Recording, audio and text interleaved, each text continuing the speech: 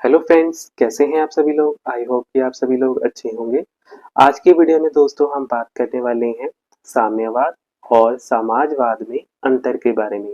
यानी कि आज हम जानेंगे साम्यवाद और समाजवाद में क्या अंतर होता है। तो एक तरफ दोस्तों हम जानेंगे साम्यवाद के बारे में और दूसरी तरफ हम जानेंगे समाजवाद के बारे में।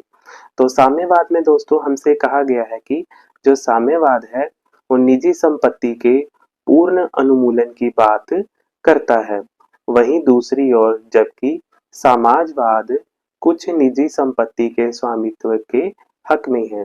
तो यहाँ पर दोस्तों आपको ध्यान में रखना होगा कि जो साम्यवाद है वो निजी संपत्ति के पूर्ण उन्मूलन की बात को करता है। वहीं दूसरी ओर जो समाजवाद है निजी संपत्ति के कुछ, यहाँ पर आपको ध्यान में रखना होगा पूर्ण, और यहाँ पर कुछ निजी संपत्ति के स्वामित्व के हक में है, यानी कि निजी संपत्ति के कुछ स्वामित्व की बात करता है। आगे दूसरे अंतर के बारे में बात कर लेते हैं। दूसरे अंतर में हमसे कहा गया है कि साम्यवाद सभी उत्पादन के साधनों पर केंद्रीकृत नियंत्रण की वकालत करता है। वहीं दूसरी ओर समाजवाद में हमसे कहा गया है कि समाजवाद निजी और सार्वजनिक स्वामित्व के मिश्रण के साथ आंशिक राज्य नियंत्रण का समर्थन करता है। आगे तीसरे अंतर के बारे में बात कर लेते हैं। तीसरे अंतर में हमसे कहा गया है साम्यवाद में साम्यवाद का उद्देश्य एक वर्गहीन समाज का निर्माण करना है जिसमें कोई भी आर्थिक असमानता ना हो।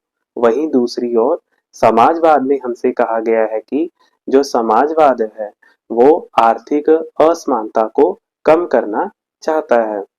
आगे चौथे अंतर के बारे में बात कर लेते हैं। चौथे अंतर में हमसे साम्यवाद में कहा गया है कि साम्यवाद जो है वो सर्वहारा वर्ग की तानाशाही को बढ़ावा देता है। वही दूसरी ओर समाजवाद में हमसे कहा गया है कि समाजवाद लोकतंत्र सरकार पर जोर देता है। आगे पांचवें अंतर के बारे में बात कर लेते हैं। पांचवें अंतर में हमसे कहा गया है दोस्तों साम्यवाद में कि साम्यवाद एक दीर्घकालिक लक्ष्य के रूप में राज्य विहीन समाज की कल्पना करता है। वही दूसरी ओर समाजवाद के बारे में बात करें तो हमसे यहाँ पर कहा गया है कि समाजवाद में राज्य को समाप्त करने का कोई उद्देश्य नहीं होता है।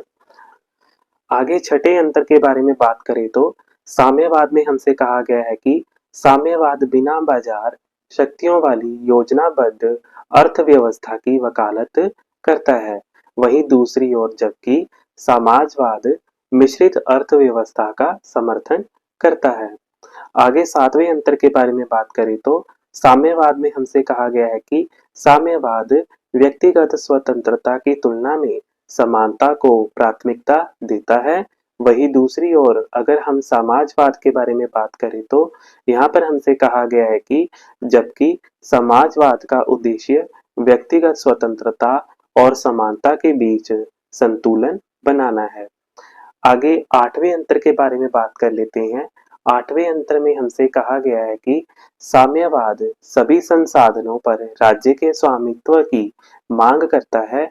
वहीं दूसरी ओर समाजवाद में हमसे कहा गया है कि समाजवाद कुछ संसाधनों पर राज्य के स्वामित्व की अनुमति देता है। आगे नौवें अंतर के बारे में बात करें तो नौवें अंतर में हमसे कहा गया है कि साम्यवाद धन और बाजार को समाप्त करना चाहता है। वहीं दूसरी ओर अगर हम समाजवाद के बारे में बात करें तो यहाँ पर हमसे कहा गया है कि जबकि समाजवाद में अभी भी धन और बाजार शामिल हैं। आगे 10वें यानी कि आखिरी अंतर के बारे में बात कर लेते हैं।